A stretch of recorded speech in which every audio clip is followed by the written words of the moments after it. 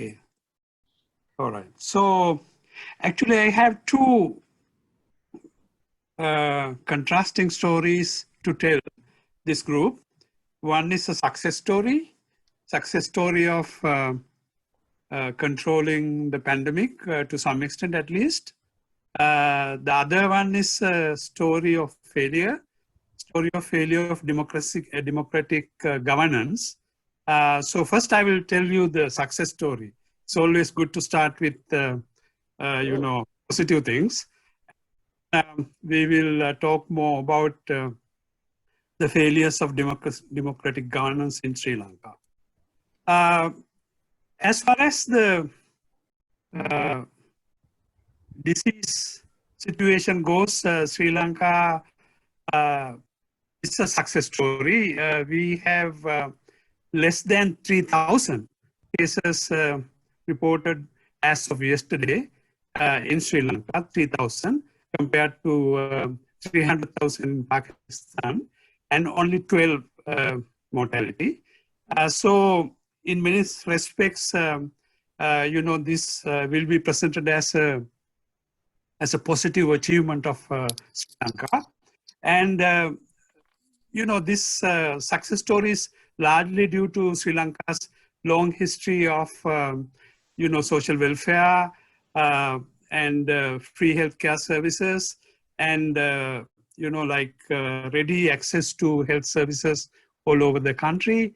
And of course, high literacy and so on and so forth.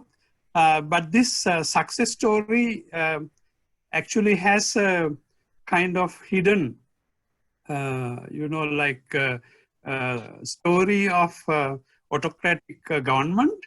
And this behind this success story is a kind of regime which has mobilized the security forces to enforce, certain measures on public, of course, side by side with public health services, which are well established in Sri Lanka. So if you actually dig up this success story further, and here we have the percentage of confirmed cases in Sri Lanka by category as of yesterday.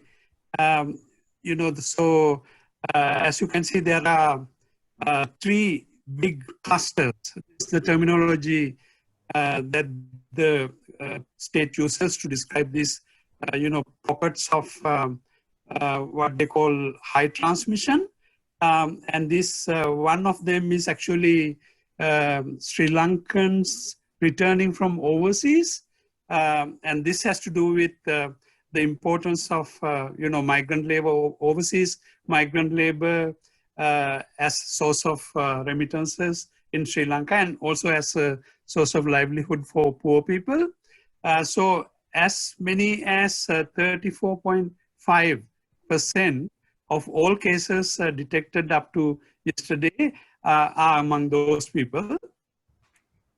And then there is another cluster, which is actually called Navy cluster in Sri Lankan terminology. There has been, large number of infections among Navy soldiers who are handling COVID-19, cases, including contact tracing. So as many as 32.2% of cases are among those people.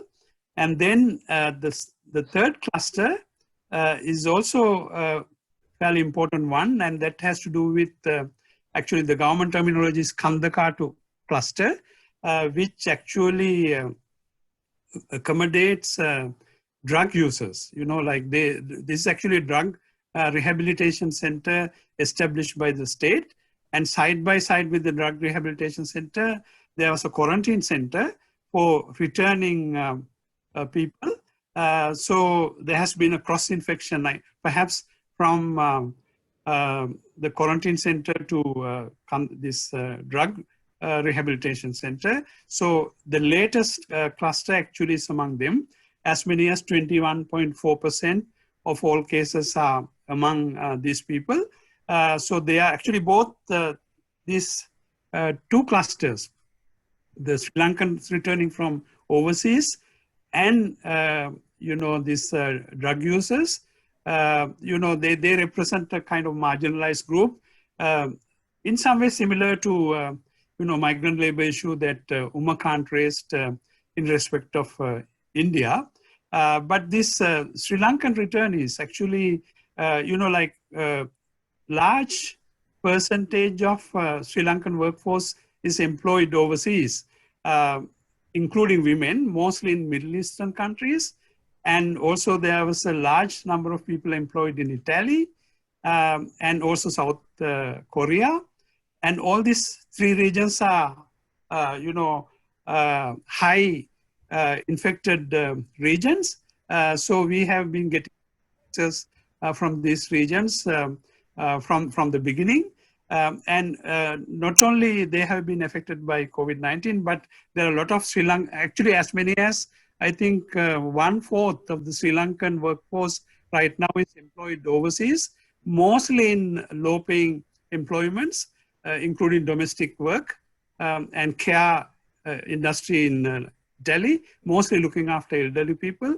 So a lot of these people have been exposed to the disease during work, and some of them are actually stranded in these countries. They have lost employment and they can't come to Sri Lanka. Of course, many people from Italy came early on, but still there are a large number of Sri Lankans trapped overseas. And according to government sources, there are more Sri Lankans dying of COVID-19 among these Sri Lankan workers overseas than in Sri Lanka itself. For instance, one cabinet minister stated in a public interview that this is about a month ago, as many as 40 Sri Lankans in various countries have died of COVID-19 in foreign countries, and it has been difficult to get their bodies here, and their families don't know what is happening. So there is some kind of crisis associated with this particular group. And there is also some issue relating to Kandakatu cluster, but in the interest of time, I will not go into that in a big way right now. But these drug users are doubly stigmatized because they are drug addicts. Then they are also now affected by COVID-19. So there is kind of double stigma attached to them. So they experience some difficulties. So let me move on.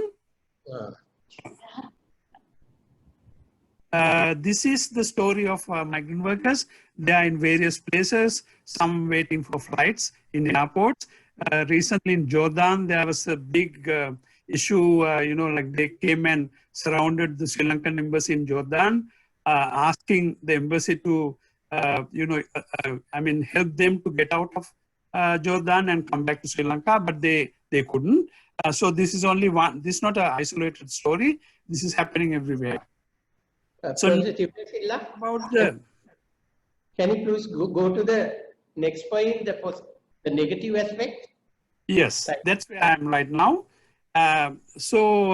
This is about the majoritarian nature of COVID-19 response in Sri Lanka.